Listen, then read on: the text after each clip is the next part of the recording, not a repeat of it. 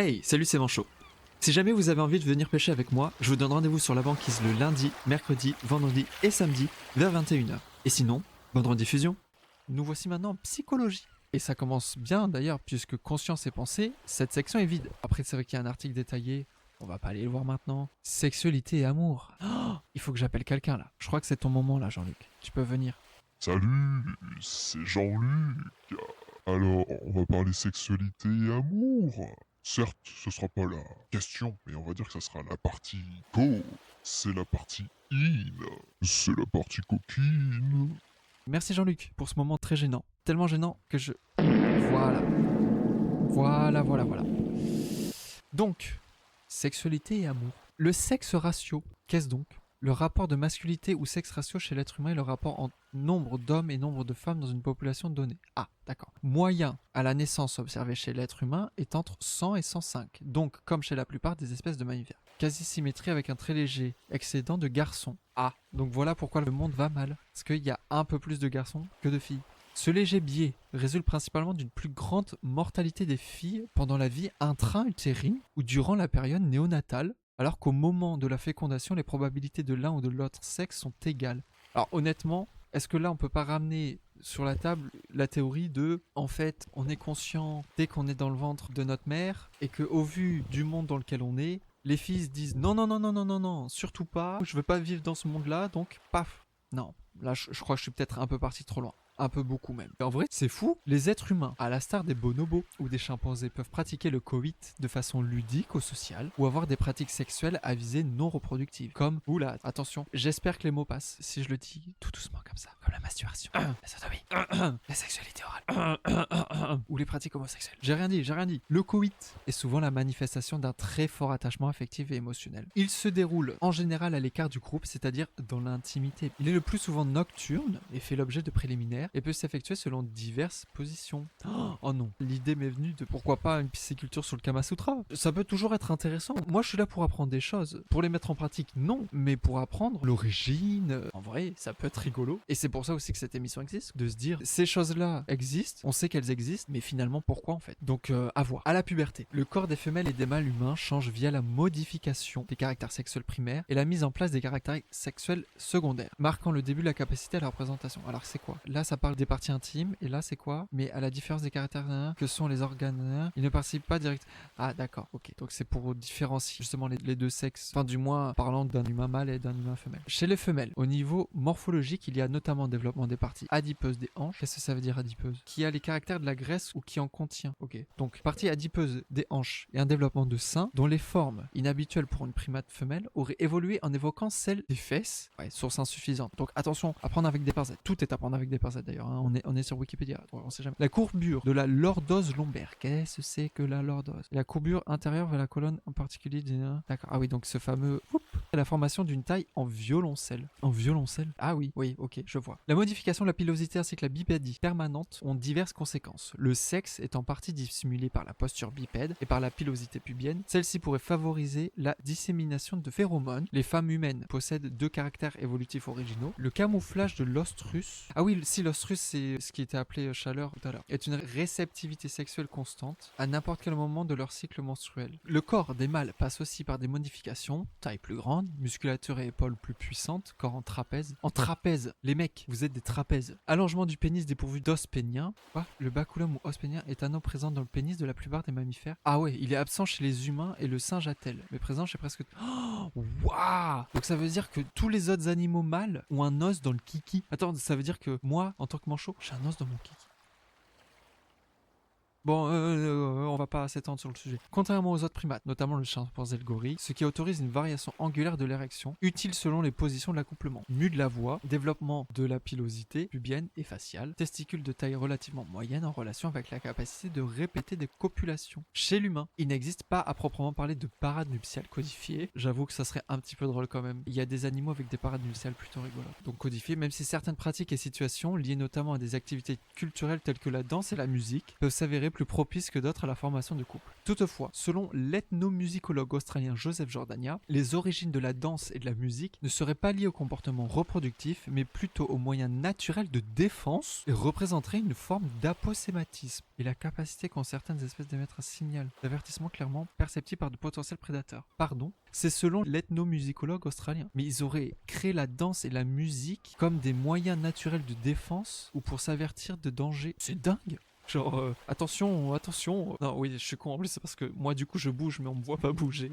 La séduction est chez les humains un processus souvent long et complexe du fait de l'importance de l'investissement parental. Motivation et émotion. L'émotion est une expérience psychophysiologique. La science des rapports entre l'activité psychique et l'activité physiologique. Le mot psychophysiologie est un néologisme forcé sur le thème psychologie comme étude des comportements de la pensée et physiologie comme étude des lois du fonctionnement des organismes. Waouh, complexe. Bah, justement, complexe de l'état d'esprit d'un individu lorsqu'il réagit aux influences biochimiques internes et environnementales externes. Chez les humains, l'émotion inclut fondamentalement un comportement physiologique et des comportements expressifs et une conscience. L'émotion est associée à l'humeur, au tempérament, à la personnalité, à la disposition et à la motivation. Une taxonomie, c'est quoi encore? Branche des sciences naturelles qui a pour objet l'étude de la diversité du monde vivant. Ok. Nom définitif des émotions existe. Certaines catégorisations incluent des émotions cognitives, par opposition aux émotions non cognitives, et des émotions instinctives, des amygdales, un noyau persitué dans la région antéro-interne du lobe. Waouh, trop complexe, trop complexe. Par opposition aux émotions cognitives du cortex préfrontal. Il faut distinguer entre l'émotion et les résultats d'émotion, principalement les expressions et les comportements émotionnels. Chaque individu réagit généralement d'une manière déterminée par son état émotionnel. Sa réponse se situant généralement dans l'un des axes combattre, fuir, subir.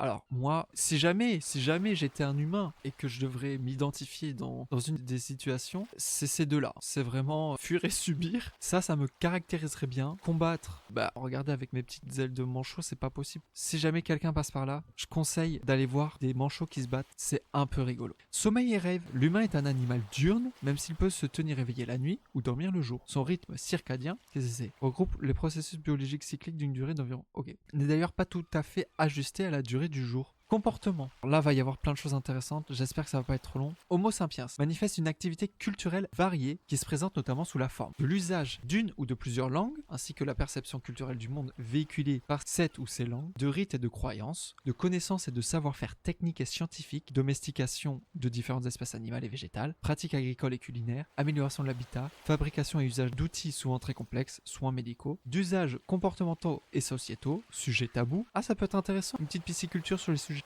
Mode vestimentaire, coutumes et traditions. De pratiques artistiques dont la confession d'objets d'art. On admet qu'il existe des cultures simples chez les autres primates actuels, méthodes de toilettage, outils à termites. What? Ils arrivent à utiliser des termites comme outils. Mais ce n'est qu'au sein de l'espèce humaine que l'on constate une modification de la culture avec un aspect cumulatif, ce qui lui permet d'atteindre un haut niveau de complexité. Un aspect important de la culture humaine qui améliore à la fois sa transmission et son accumulation, mais aussi le dogmatisme et l'existence de l'écriture. Très important l'écriture pour les humains. La culture est hétérogène et différencie des groupes d'individus. L'étude de ces groupes appelés peuples et de leurs différentes caractéristiques est l'objet de l'ethnologie. Les premières cultures techniques qui se sont traduites par la confection des premiers outils ou la maîtrise du feu sont bien antérieures à Homo sapiens. Les premiers rites funéraires sûrement liés à des croyances. Les premiers objets artistiques ou décoratifs sont attribués à Homo néandertalensis. Un néandertal qui était en avance et certainement du coup que les Homo sapiens sont un peu copiés. Ah, quoique en revanche, l'art préhistorique... Ah oui non, pardon, c'est moi qui ai mal lu la phrase en fait. C'est-à-dire que les premiers rites, souvent liés à des croyances, les premiers objets artistiques et décoratifs sont attribués à Néandertal. Par contre, l'art préhistorique, qu'il soit pariétal, c'est quoi? Sur les parois, dans le cadre de l'un et de l'ensemble? Oui, sur des parois. Putain, manchot. Big brain, rupestre ou mobilier, et les premières représentations humaines font leur apparition au début du paléolithique supérieur chez l'espèce humaine moderne. Communication. Donc comme tous les hominidés, l'humain manifeste un comportement social complexe et dispose d'aptitudes à la communication telle qu'une expressivité faciale, accentuée par la mobilité des sourcils qu'offre l'absence de bourrelets susorbitaires. Un autre élément notable de l'expressivité faciale est la forme des yeux. En effet, chez l'humain, le blanc de l'œil est visible et permet de suivre aisément la direction du regard. Cette particularité est unique parmi les mammifères et peut-être même dans tout le règne animal. Un truc avec les yeux, c'est que les regards, c'est-à-dire on prend juste les deux yeux au niveau du visage, parce qu'un œil comme ça tout seul, un peu chelou quand même, mais les regards c'est magnifique. Voilà, pardon, je voulais juste faire cette petite aparté. Les humains sont capables de vocaliser un langage articulé, complexe, appelé parole, ce que je suis en train de faire actuellement, et dont l'usage particulier, appelé langue, se transmet de façon culturelle. Les vocalisations et l'acquisition du langage sont liées à la protéine FOXP2, qui semble être plus abondante dans le cerveau féminin, ce qui pourrait expliquer une maîtrise du langage plus rapide chez les petites filles. GG les meufs, stylé, un degré bien bien moindre que l'articulation, le langage implique parfois l'usage de clics. Comment ça? Genre ça? C'est des clics, ça? Ces sons appartiennent aux consonnes non pulmonaires au même titre que les consonnes glottalisées injectives. Ah, d'accord. Ok. Les humains manifestent aussi un réflexe respiratoire et nerveux, appelé rire, qui permet d'exprimer la joie ou l'inquiétude. Donc j'en étais où le rire est doté d'un pouvoir communicatif et peut faire office de signal d'apaisement dans une situation éventuellement conflictuelle. Le rire possède une version atténuée se limitant à une expression faciale appelée sourire, qui ne semble pas avoir d'équivalent non plus chez les autres hominidés, à l'exception peut-être du chimpanzé. Contrairement au rire, qui peut tout de même être simulé, le sourire peut être déclenché de façon consciente, ce qui lui fait jouer un rôle particulier dans les conventions sociales. Le sourire est, dans certaines cultures, un élément de salutation requis par la politesse. C'est toujours mieux d'accueillir des gens en leur souriant que de faire la gueule. Une autre réponse émotionnelle propre à l'espèce peut être aussi observé, en particulier chez les individus jeunes, le pleur. Le caractère unique du pleur chez l'être humain est toutefois disputé. Société, gouvernement et politique. Les humains, pour qui le nombre de Dunbar, qu'est-ce que c'est, est le nombre maximum d'individus avec lesquels une personne peut entretenir simultanément une relation humaine stable, est estimé à 100... Non, c'est pas possible. Un humain pourrait entretenir une relation sociale stable avec 150 autres humains, mais c'est-à-dire, genre au cours de notre vie, que tactiquement, oui, le fait de rencontrer 150 humains dans notre vie, c'est très peu, mais entretenir simultanément une relation humaine stable, 150, what the fuck. Forme des sociétés complexes et souvent hiérarchisées, dont le fonctionnement est essentiellement basé sur une répartition des activités qui peut prendre la forme de la division du travail. Au sein de ces sociétés, chaque individu peut avoir des moyens de subsistance extrêmement variés qui dépendent du type de société dont il s'agit et de la position hiérarchique qu'il y occupe. Ces sociétés s'affrontent souvent dans des conflits appelés guerres, le plus souvent liés au partage de ressources, à la religion ou à l'occupation territoriale. Selon le professeur David Carrier de l'université de l'Utah, le rôle de la violence dans l'évolution humaine serait suffisant pour être visible dans l'anatomie, notamment en ce qui concerne la forme et la biomécanique des mains. Quoi? Le fait que, au cours du temps, les humains aient été violents entre eux a participé à son évolution? C'est un peu dinguerie quand même. Après, c'est selon le professeur David Carrier. Selon une étude anthropologique dont les résultats ont été publiés en 2013, la guerre est rare parmi les peuples nomades de type chasseur-cueilleur et serait surtout présente chez les peuples sédentarisés pratiquant l'agriculture. Donc, comme quoi, si du jour au lendemain on redevenait tous nomades, peut-être que tout irait mieux, fait. Art. Bien que les premières manifestations de préoccupation esthétique ou symbolique soient attribuables à Homo neanderthalensis et datent du paléolithique moyen, les plus anciennes représentations humaines sont le fait d'Homo sapiens et peuvent être datées du paléolithique supérieur, vers 40 000 à 10 000 ans, ainsi à l'Aurignacien, première faciès culturelle attribuée aux Homo européens, sont associées les statuettes des grottes de Vogeler, de Geissenklosterle et de Hollensteinstadel, qui restituent des figures en rond de bosse représentant des mammouths, des félins, des ours, des chevaux et des humains. Dans l'art pariétal, la représentation de vulves féminines et d'individus mi-humains, mi-animal est attestée, comme à la grotte Chauvet, au Gravettien, 29 000 à 22 000 avant présent, sont sculptées des figures féminines dites Vénus paléolithique, au Magdalénien, 19 000 à 10 000 ans avant le présent. Les représentations humaines sur parois ou sur objets se font plus fréquentes et on peut voir quelques représentations humaines. Science. Certains aspects de la culture humaine, notamment de la médecine et les connaissances scientifiques et techniques, influencent les processus biologiques et reproductifs et ont un impact sur l'espérance de vie ou la fécondité et sur la démographie. Impact planétaire. Je crois qu'on arrive au dernier tiré. Oui, c'est ça. J'espère que c'est pas trop compliqué et pas trop long. On se spoil vite fait. Waouh. Ok, bon. Et on finira avec un gros pavé. Donc, habitat et démographie. Par sa capacité à maîtriser des techniques lui permettant d'affronter des conditions climatiques difficiles, Homo sapiens prospère sous toutes les latitudes et sur tous les continents, à l'exception de l'Antarctique. Il a tendance à se regrouper à l'intérieur de villes et de grandes cités atteignant parfois plusieurs millions d'habitants, souvent situés sur une côte ou sur un fleuve. Ailleurs, il occupe l'espace indirectement, notamment par son activité agricole, qui façonne le paysage et influe fortement sur les écosystèmes. La population humaine est estimée à près de 8 milliards d'individus en 2023. C'est beaucoup quand même. Les perspectives démographiques pour le siècle à venir sont incertaines. Compte tenu des incertitudes concernant l'évolution du comportement reproductif des individus, on ignore à quel niveau la population humaine pourrait se stabiliser, ni même si elle se stabilisera. Imaginons qu'on double encore en 50 ans, 16 milliards, mais c'est pas possible en fait. Comment on va faire? Déjà que c'est la merde. Enfin, comment vous allez faire? Non, moi aussi, puisque j'ai un animal qui vit sur cette planète, on a la même maison, donc comment qu'on va faire? C'est terrible. En effet, il est difficile de prévoir si le taux de fécondité au niveau mondial va baisser sous les 2 enfants par femme, ou si il se stabilisera au-dessus du seuil de remplacement, 2,1 enfants par femme, et si le taux de mortalité mondiale va continuer de baisser au même rythme que jusqu'à présent. L'Organisation des Nations Unies s'attend à ce que la population mondiale atteigne un pic aux alentours de 11 milliards d'individus en 2100. Cette projection suppose que le taux de fécondité au niveau mondial descende en dessous des 2 enfants par femme bien avant 2100. L'éventualité d'un crash démographique est envisagée par certains démographes, tandis qu'un modèle mathématique conçu en 2013 à partir des données démographiques recueillies de 1950 à 2010 suggère que l'effectif humain mondial pourrait se stabiliser aux alentours de l'an 2050, donc d'ici 25 ans. Impact sur l'environnement. Attention, là j'ai très peur. Homo sapiens exerce un impact important sur son environnement, surtout depuis l'époque moderne, parfois appelée anthropocène. Essentiellement du fait de ses activités agricoles et industrielles, cet impact se traduit en particulier par un phénomène d'extinction d'espèces considéré depuis peu comme la 6e extinction massive, parfois appelée crise anthropique. Tout ça à cause juste de l'humain? Bah oui, parce que parfois appelée crise anthropique. L'extinction de l'Holocène est le nom donné habituellement à l'extinction massive et étendue des espèces durant l'époque contemporaine dite moderne de l'Holocène qui continue actuellement.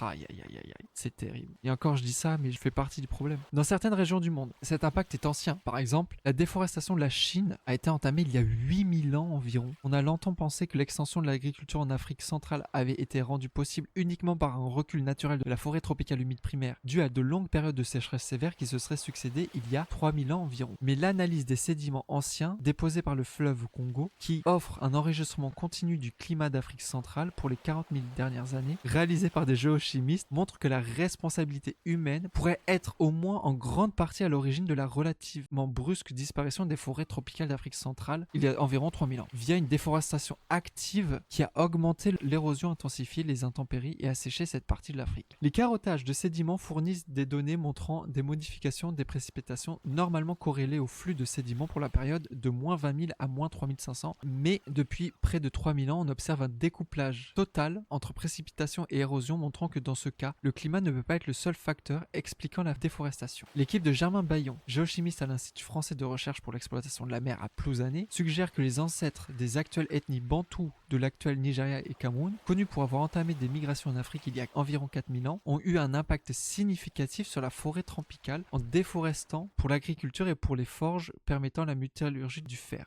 En 2012, de nombreux paléobotanistes peinent à croire que les outils disponibles à l'époque aient pu permettre aux premiers bantous de la région d'abattre assez d'arbres pour causer des érosions de cette importance, plus grave que celles produites par les abattis. Qu'est-ce que c'est? Abattis est un terme lié à la fortification désignant un obstacle constitué de branches d'arbres avec un dirigé. Ah oui, d'accord. Avec agriculture sur brûlé actuellement selon Katharina Neumann. D'autres estiment aussi qu'un réchauffement climatique a plutôt été en grande partie responsable de la perte de la forêt tropicale d'Afrique centrale, mais que les premiers bantous ont effectivement pu exacerber un recul des forêts induit par un réchauffement. Bayon estime lui-même que ces données ne contredisent pas les théories existantes, mais illustrent combien la combinaison de la culture et le climat peuvent affecter l'environnement. Les êtres humains peuvent avoir un impact énorme sur les processus naturels. Pour David Harris, l'étude pose par contre des questions importantes concernant les impacts climatiques de la déforestation et d'autres activités humaines susceptibles d'exacerber les effets d'un changement climatique qui devrait nous inciter à plus de vigilance quant aux impacts contemporains de l'exploitation forestière, des transports modernes, des groupes déplacés par les conflits et des marchés modernes pour l'alimentation et les produits forestiers. Homo sapiens semble aussi responsable, en Eurasie et en Amérique du Nord, de l'extinction de presque toutes les espèces de la grande faune et mégafaune qui avaient survécu à 3 glaciations.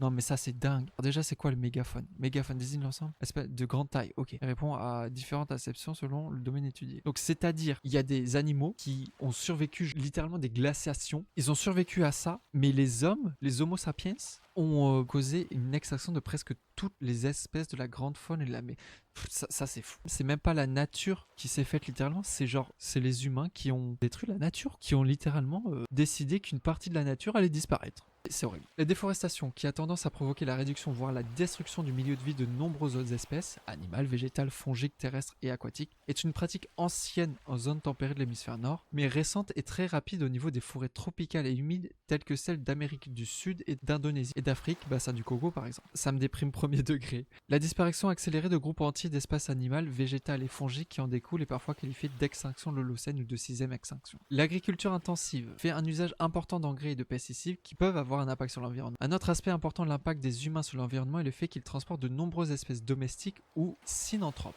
Et est-ce que c'est que synanthrope? L'anthropophilie, et encore un, est un phénomène écologique décrivant un type particulier d'interaction durable. Dans ce phénomène, certaines espèces sauvages ou férales développent une tolérance envers la présence humaine. Ah, d'accord. Genre les pigeons dans les villes, j'espère ne pas dire de bêtises. Soit un vecteur conséquent d'échanges biotiques intercontinentaux. Un exemple très significatif d'un tel échange est l'échange colombien déjà évoqué. Ah, c'est les patates ça. Ouais. C'est les patates. Enfin, du moins, on l'a vu avec les patates. Outre sa capacité à faire disparaître des espèces, ah génial, l'humain influe aussi sur l'évolution d'un bon nombre d'entre elles, notamment du fait de la domestication. De façon plus directe encore, il est aussi capable de modifier le génome de certaines espèces en ayant recours pour cela non pas à la sélection artificielle, mais à une manipulation directe du noyau des cellules germinales par diverses techniques dites de génie génétique. Ces techniques peuvent consister notamment à prélever des gènes chez une espèce et à les introduire dans le génome d'une espèce qui peut être d'un taxon, alors en lien avec la taxonomie, mais je sais déjà plus ce que c'est, un taxon, entité conceptuelle qui regroupe tous les organismes vivants. Ok, complètement différent. Par exemple, le gène de synthèse de la soie d'un arachnide implanté dans le génome d'une espèce de caprin, c'est quoi? Oh, ces petites chèvres? Ou encore un gène bactérien implanté dans le génome du maïs pour lui permettre de résister au glyphosate. Il y aurait des chèvres qui pourraient faire de la soie? Non, je surinterprète, je pense là. Ou j'ai pas compris. Cette pratique appelée transgénèse fait de l'espèce humaine un vecteur de transfection ou transfert horizontal de gènes entre des lignes évolutives séparées depuis plusieurs ères géologiques ou même plusieurs éons. Éons.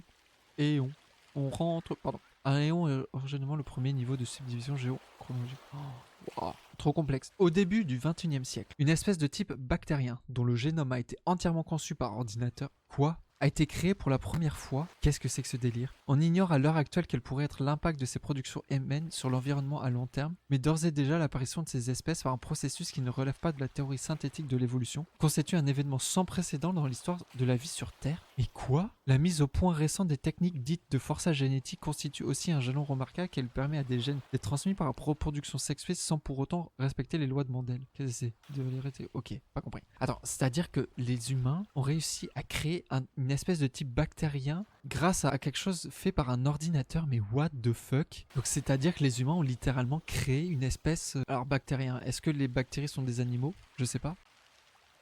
Mais what?